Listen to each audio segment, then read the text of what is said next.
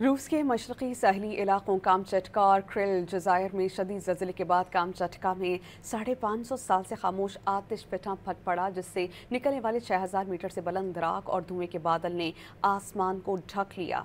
रूसी सरकारी इदारे और माहिरीन ने तस्दीक की है कि कामचटका में 7 शिद्दत के ज़लज़ले के बाद कामचटका से तकरीबन 200 किलोमीटर शिमाल में झील क्रेशेंटकोवो में 13 किलोमीटर दूर वाक़े 1856 मीटर बुलंद आतिशफ़शां क्राशेनिकोव 1463 के बाद पहली बार फटा है और उसने लावा उगलना शुरू कर दिया है। इब्तदाई रिपोर्ट्स के मुताबिक आतिशफ़शां के फटने से फ़िलहाल किसी जानी नुकसान की इत्तला नहीं मिली, तहम इलाके में हंगामी हालत नाफिज कर दी गई। आतिशफ़शां के फटने के बाद राख और धुएं के 6000 मीटर से बुलंद बादल आसमान पर छा गए, जो मशरिक़ की जानिब बहरुल काहिल की तरफ बढ़ते देखे गए।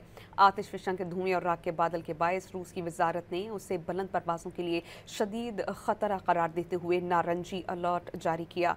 आतिशफ़शां फटने के एक मकामी सयाहती ग्रुप ने वीडियो बनाई, जो सोशल मीडिया पर वायरल हो चुकी है।